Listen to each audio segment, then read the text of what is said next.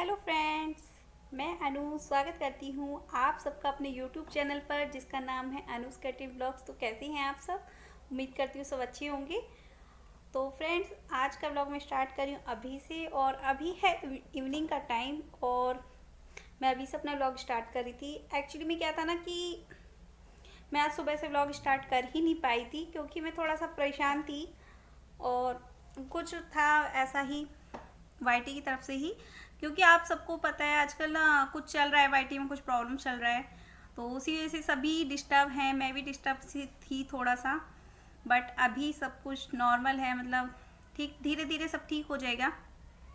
सभी लोग परेशान हैं कि व्यू नहीं आ रहे हैं, हमारे व्यू नहीं आ रहे हैं, तो वही सब है। और आज है 28 मई, तो 28 मई से रिलेटेड मतलब आज से ठीक एक महीना है मेरी डॉटर के बर्थडे का। जो छोटी वाली बेटी है मेरी, उसके बर्थडे का है एक महीना पूरा, बच्चा है एक महीना। और देखते हैं क्या हो पाता है, लॉकडाउन खुलता है नहीं खुलता है। और अभी जून स्टार्ट हो जाएगा 2 दिन बाद, तो जून के महीने में मेरे साथ में बहुत सारी बुरी और अच्छी चीज़ें जुड़ी हुई हैं। बहुत सारी बुरी चीज़ें हैं और कुछ अच्छी चीज़ें हैं।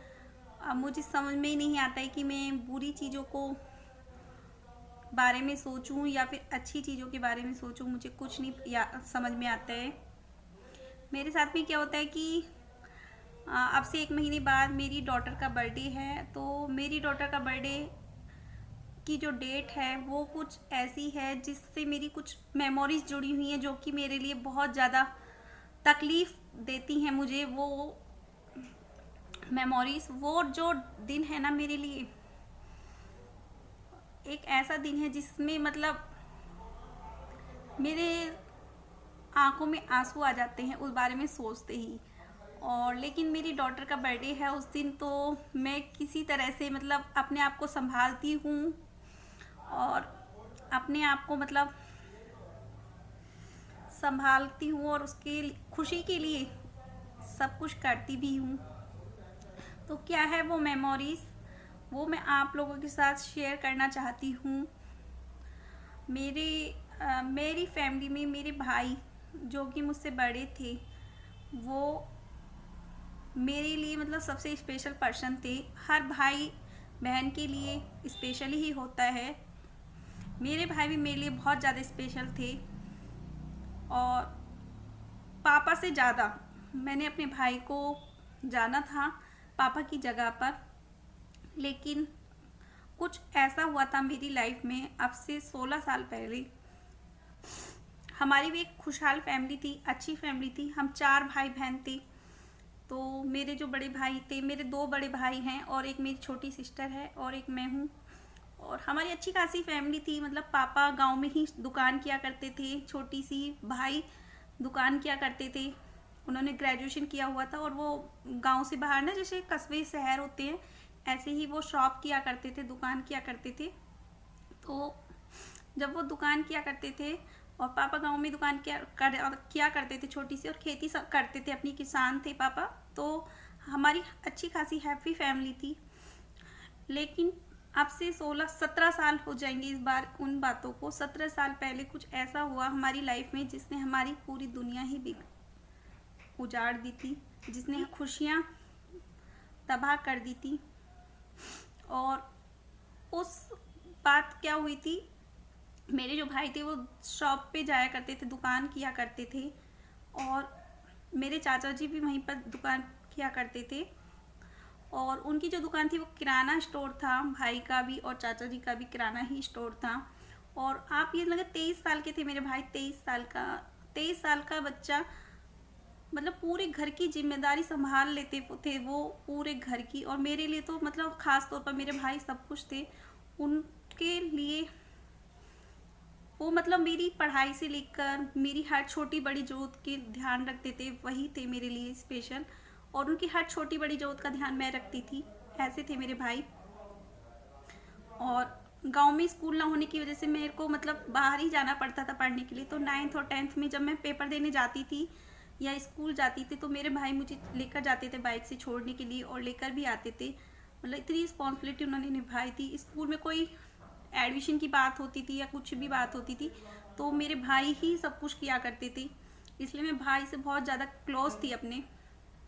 तो 28 जून को दोपहर मतलब मंडे का दिन था, और मुझे याद है आज भी मंडे का दिन था। शाम के मतलब मंडे को ना वहाँ पर क्या होता है, शॉप बंद रहती थी भाई की, दोपहर तक दुकानें खुलती थी और उसके बाद घर आ जाया करते थे भाई।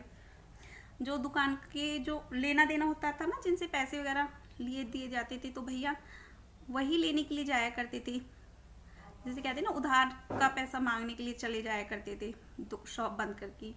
तो मंडे को भाई का फास्ट भी रहा करता था, व्रत भी रहा करता था। तो भाई उस दिन मंडे था और भाई का फास्ट भी था, और उस दिन वो मतलब दुकान भैया ने जल्दी बंद कर दी थी, और वो चाचा जी के पास गए थे दुकान की चाबियां देने के लिए। और उस टाइम पे ना फ़ोन बहुत कम चला करते थे, जो फ़ोन होते थे ना, बहुत छोटे वाले जो फ़ोन होते थे मोबाइल फ़ोन, उस टाइम पे बहुत कम चला करते थे। लेकिन मेरे भाई के पास था एक छोटा सा फ़ोन भी उस टाइम पर। तो जब भाई दुकान पर गए थे चाचा जी की, तो उन्होंने चाचा जी को दुकान की चाबियां दी थी और बोला था कि चाचा जी मैं थोड़ी देर में आता हूँ। उसी वक्त उनके पास किसी का फ़ोन आया था, और भाई ने बस इतना ही बोला था कि हाँ मैं थोड़ी देर में आता हूँ, उनसे जहाँ से फ़ोन आया था। चाचा जी ने उनसे बहुत पूछा कि किसका फ़ोन है, किसका फ़ोन है, तो उन्होंने नहीं बताया, कहा कि मैं आ जाऊँगा, 6 बजे तक आ जाऊँगा, साथ में चलेंगे घर पे। लेकिन हुआ क्या, भाई कहाँ चले गए थे, बताकर नहीं गए थे। लेकिन इस गलती की सज़ा, हमें इतनी बड़ी सज़ा मिलेगी हमें पता नहीं था कि भाई जो गए थे वो मूवी देखने गए थे अपने दोस्तों के साथ में। उन्होंने ये बात नहीं बताई थी चाचा जी को कि मैं किसके साथ भी जा रहा हूँ। तो मैं आप लोगों से इतनी कहना चाहती हूँ कि आप कभी भी कहीं भी जाएं, अपने पेरेंट्स को ज़रूर बता कर जाएं कि आप कहाँ जा रहे हो, क्यों जा रहे हो। तो जो भाई मूवी देखने के लिए गए थे, उसके बाद हम गांव में थे, घर पे थे, हमारे पास किसी का फ़ोन आया था। मतलब फ़ोन हमारे घर पे नहीं था उस टाइम पे, घर पे हमारे फ़ोन नहीं था। लैंडलाइन फ़ोन बहुत कम होते थे गांव में, 2-4 लोगों के पास ही लैंडलाइन फ़ोन थे, मोबाइल फ़ोन बहुत कम लोगों के पास होते थे। तो हमारे पास किसी की खबर आई थी कि आपके भाई को कुछ हो गया है और आप लोग देखना चाहते हो तो जा सकते हो एक बार। हमें मतलब सुन के बहुत ज़्यादा शॉक लगा। शाम के टाइम था, 5-6 का टाइम हो रहा था जिस टाइम हमारे पास खबर आई थी, और हम लोग उधर मतलब फ़ोन सुनकर एकदम से चौंक गए थे कि क्या हुआ एकदम से ऐसा। और हम चाचा जी के पास फ़ोन किया हमने, तो चाचा जी ने भी बोला कि अब कुछ भी नहीं बचा है हमारी लाइफ में, सब कुछ ख़त्म हो चुका है, जिसको आना है जल्दी से आ जाओ। और उस टाइम पे घर पे ना गांव में कोई नहीं था। मतलब जेंट्स लोग जो होते हैं ना, शाम के टाइम में सब लोग खेतों पर चले जाते हैं, और जैसे ही ये खबर सुनी सब लोग दौड़कर आए, मतलब खेत से आए। जब आए तो सब लोग गए मतलब देखने के लिए कि क्या हुआ है, और उन्हें हॉस्पिटल ले जाया गया। उनको पॉइजन दिया गया था, और जब तक उन्हें हॉस्पिटल ले जाया गया था तब तक वहाँ पर सब कुछ ख़त्म हो चुका था, सब कुछ ख़त्म हो चुका था। और पता है ये सब किसकी लापरवाही की वजह से हुआ? पुलिस वालों की लापरवाही की वजह से। क्योंकि जिस टाइम पे भाई की बाहर लाया गया था, उस टाइम पे उनकी सबसे पहली जो ज़रूरत होनी थी ना, उनको ये होनी थी कि उन्हें हॉस्पिटल ले जाया जाता। लेकिन उन्हें हॉस्पिटल ना ले जाकर सबसे पहले उनकी इंक्वायरी की गई कि कौन है, कहाँ से है।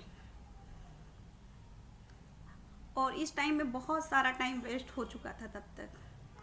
और देखिए किस्मत, देखिए भाई का फ़ोन चोरी हो गया था। भाई का फ़ोन, जो उनके पॉकेट में पैसे थे, सब कुछ चोरी हो चुका था।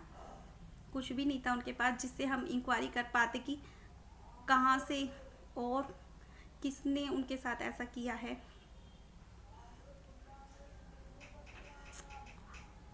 और उसके बाद क्या हुआ वो तो मैं बयां भी नहीं कर सकती।